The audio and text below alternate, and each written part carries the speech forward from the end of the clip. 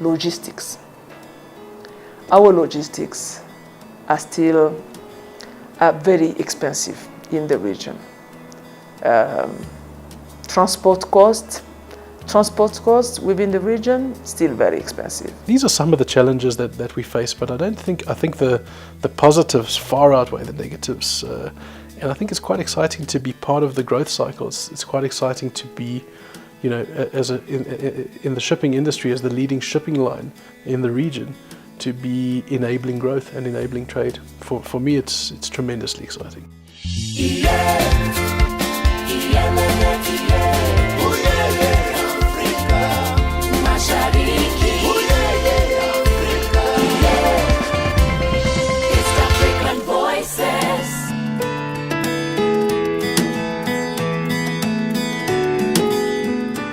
Hello and welcome to East African Voices. I'm your host Laban Clefonserio here at Malaba town. This is the border point between Kenya and Uganda, and it's estimated that on a daily basis there are over 2,000 trucks that are cleared here ferrying cargo from the port of Mombasa headed towards Kampala and beyond. Join me now as we take a closer look at logistics in East Africa. Ever wondered why it takes you more days to transport goods from the port of Mombasa to Kampala than it takes you from Singapore to Mombasa? East Africa is said to have some of the most expensive logistics costs in the world, which in turn makes trade more expensive, leading to lower rates of growth and economic activity in the region. That said, however, trade is still growing. If you take as a benchmark, for example, the trade lane between Asia and the US, for every 7 containers that are going full into the US, only 1 is leaving full back to Asia. So there's a tremendous imbalance. Here we have an imbalance of about 3 to 1, let's say, in East Africa. But it's something we'd like to see change. I think everyone is quite focused, from government to the private sector. Everyone is quite focused on trying to build up the manufacturing sectors, trying to, of course, also with the oil and gas finds, etc., and trying to correct that balance. The opportunity for business in East Africa has endeared German-based logistics company DHL to set up shop in the region to tap on this potential. The company has been in operations in East Africa for over 35 years. East Africa is gaining more and more prominence from a trade perspective, and particularly with Asia Pacific. So I think, and again, not just me, those far brighter than I, see that East Africa is going to be a really important place in terms of logistics and trade for the next few years and going forward from an Africa perspective. So a good place to be. DHL has embarked on the available transport infrastructure such as in the rail, road and air to reach out to its clientele. Infrastructure is the third focus area for the Kenyan government, and as we know, they're investing heavily in infrastructure. Uganda the same. So I think it's changing, and that's really good news for East Africa. It's really good news for Africa. We need more players in the transport sector, but also just in convoyage, having really modern logistics facilities at ports, including dry ports. We need that is an important cost component in our exports. Though, as logistics companies will agree, 95% of logistics in East Africa is via the road network. This has caused the member states to look into how to improve this infrastructure while still introducing new ones such as the rail and road. The number of companies doing the transport by road, you wouldn't believe it. You have more than 10 companies doing this. And it is on a daily basis. You feel really that in terms of unlocking the landlockedness through transport by road is a great achievement. The benefit of a free movement of goods as underpinned by the Common Market Agreement and the Single Customs Union shed light on the urgent need to focus on improving logistics within East Africa. What is standing out is even the governments, they are collecting more revenue now. Revenues have gone up. It's one step to have it all written out on paper, but what's the practicality on the ground? Meet Swale Kibwana, a driver who has continuously used the Northern Corridor for over 20 years. He shares with us his story. Ni dereva wa long distance since 1996. Na hii barabara ni hizo miaka yote nakwambia napita hapa. Kwa hivyo najua mengi nimeona hapa. A venture that has not been too rosy after all. Swale's story describes what drivers go through on the roads. To get a closer look on what transpires during this movement, let us follow the goods right from the port. At the port of Mombasa, dwell time, which is time taken to clear goods at the port, is approximately 5 days. What we see, which is quite exciting in the port of Mombasa, is the new berths 20 and 21, also commonly known as the second container terminal, that's being developed. The project seems to be running more or less on track, and is expected to be commissioned sometime during 2016, which will add quite a bit of capacity to a terminal that's already under pressure. DHL relies on the port infrastructure for the smooth operation of its business. What is the company's assessment of the port? There is a harmonized commodity tariff, and if that was to be followed to the latter by the customs officials and not too much power left to them, then I think to a very great extent it will go on to ensure that the customers are very happy with sending the packages into the country. Commerce as a whole is also boosted because the more people bring in, the more they will be happy to bring in large quantities at the end of the day. At the port of Dar es Salaam, our traffic growth has been around 13% annually for the past 10 years, on average of 13%, an increase which is very impressive, and I'm sure, and that is the fact, it is attributed to the efficiency of the port. after the lorries leave the ports, the traffic queues begin. It has been clear for a while now that even as port operations improve in their efficiency, bottlenecks outside the ports, on the roads and railways feed back into the inefficiency of the logistics systems in the region.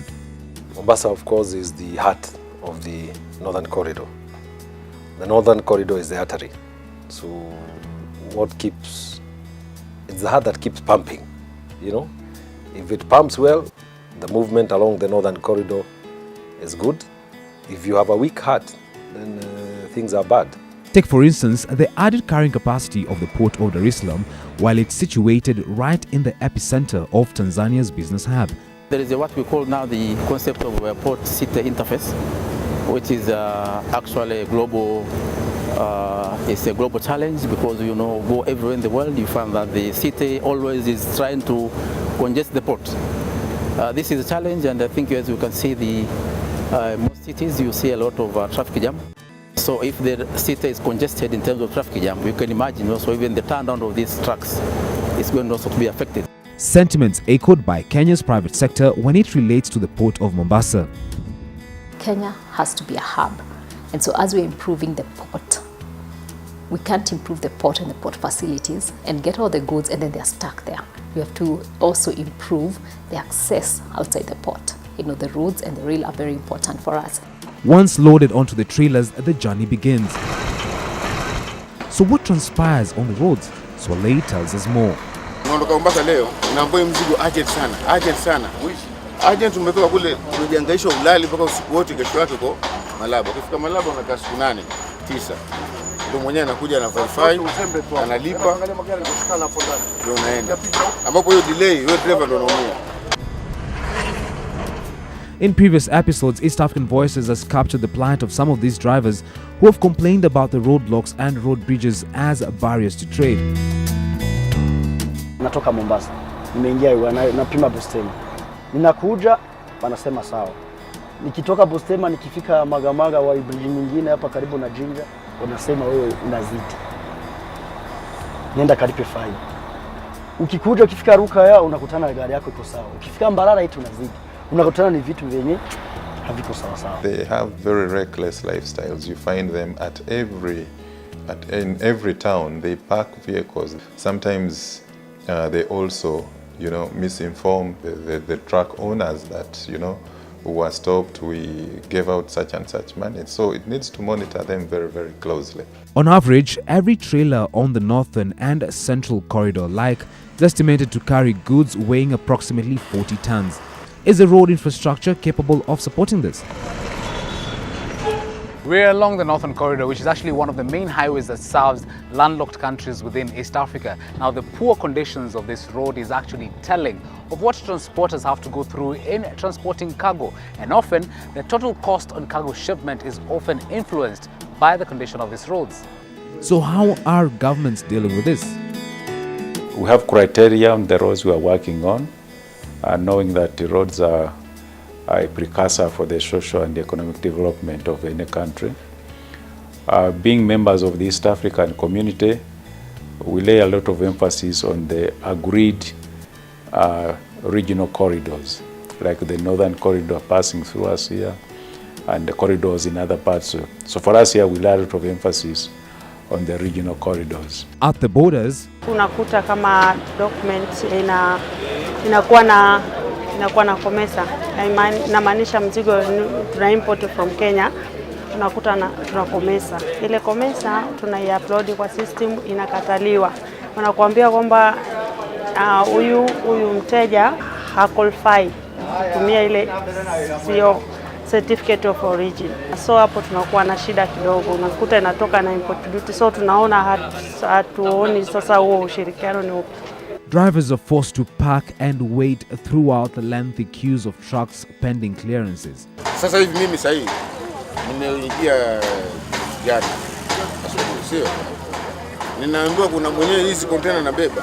Kuna gari zingine tunasubiri mpaka zipakie Mombasa. Ndio zije tu verify, tulipe yote kwa pamoja.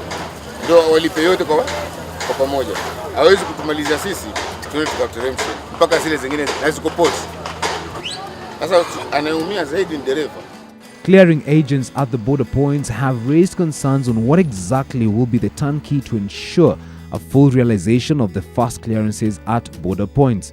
Probably if the drivers, the transporting community would take time to read even newspapers. You know, nowadays we do a lot of press releases. We've now rolled out the single customs territory. All goods that are going to Rwanda, are going to Burundi, we are now rolling them out in phases into the single customs territory. But are those other stakeholders aware? East African Voices now takes a commercial break. We'll be back with more on matters logistics in East Africa. See you then.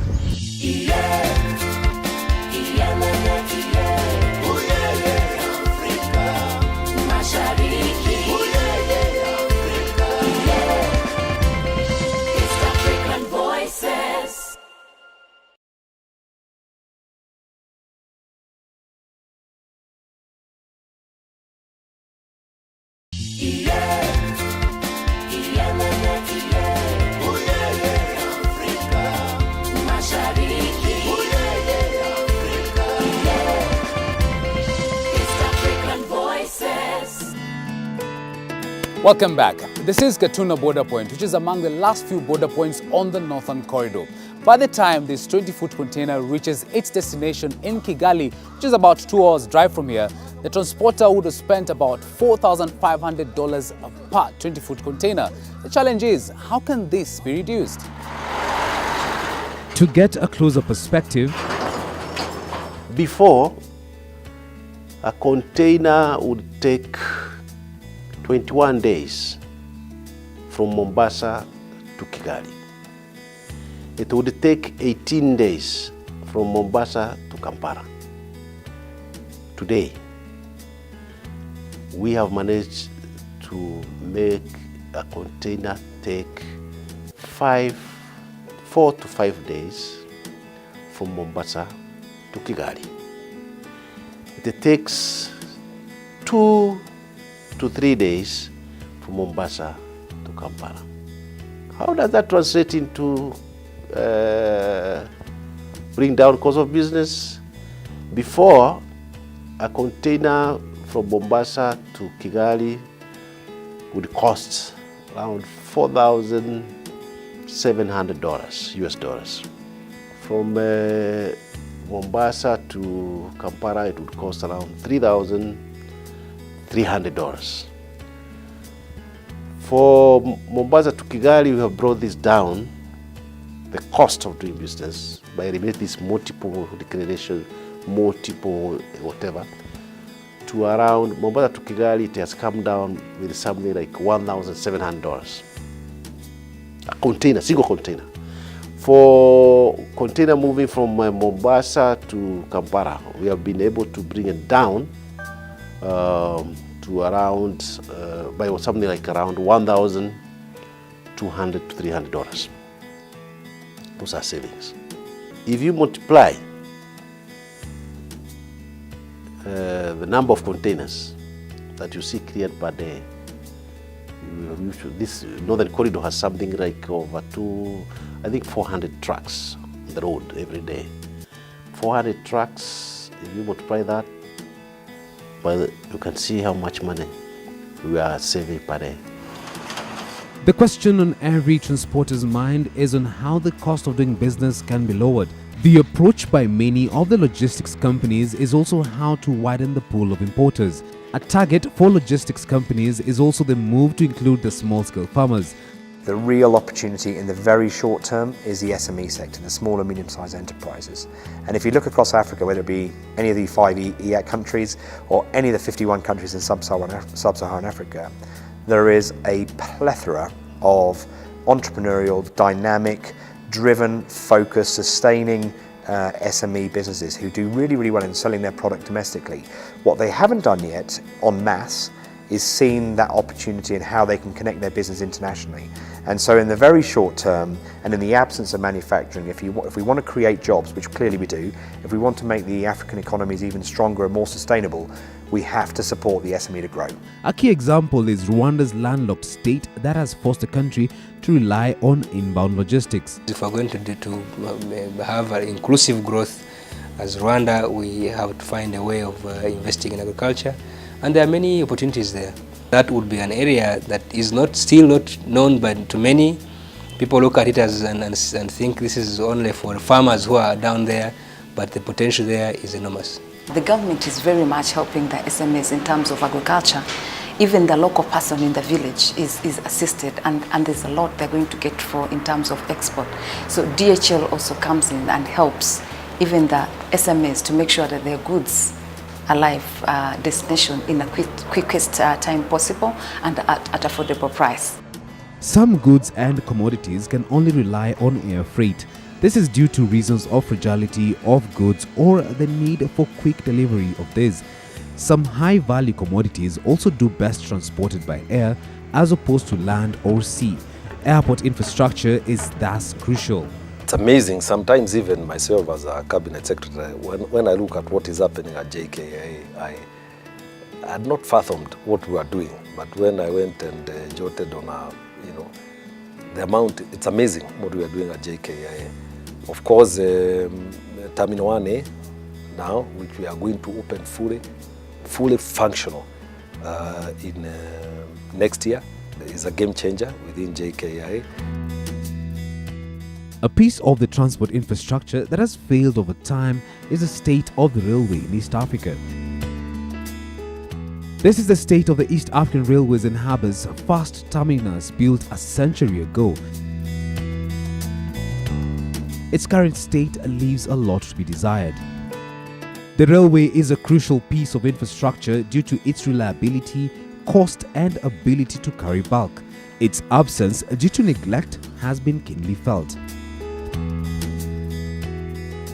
It is the railways which we neglected, because once we improve the ports, then what goes into the ports or comes out of the port has to go onto the railway. You cannot transform these economies by road transport. It will not work. Road transport can only complement what the railway system carries. Plans are underway to ensure that such dilapidated infrastructure is brought back to its past glory. We are working very hard with the East African countries, especially the ones surrounding the rig. We are building a spar line towards Kisumu, and the whole purpose is to bring back the steamers, start trade within East African, within Lake Victoria. The link provided by Lake Victoria to 3 of the East African Community member states is of immeasurable value. Take for instance, the activities here at Port Bell in Luzira are a small fraction of what will be the actual should the governments dedicate resources to it. This is the problem. The development of water transport is very, very low, extremely low. Here we have a few ferries on the lake serving the Sese Islands and a few other ferries on the lake. I have only one big ferry from Luzira to Mwanza. So in general you can say this is a resource we are not utilizing. The link between this railway and the water mass as seen here in Kisumu spells the untapped potential existing in the region. It's not all doom and gloom after all. On track, even on railway, we're going to move to improve the railway, the central line. We have $300 million from the World Bank to do the studies and all this, how to modernize the railway system. The construction of the multi-billion-dollar standard gauge railway line will be a focus that will bring everything to a cheaper cost of operation. Apart from faster clearance of goods from the post, this will in turn lower the cost of doing business in the region. If we can move more products through the rail at a faster speed, at a lower cost, then you can imagine how many goods can be circulated within the community and outside the community, how much business will save and be able to grow and create the jobs that we need and the wealth that we need. In a recent business conference, while fielding questions from journalists, the president of Rwanda was asked, "Why is it taking so long to build?" I think it is taking so long because we started too late.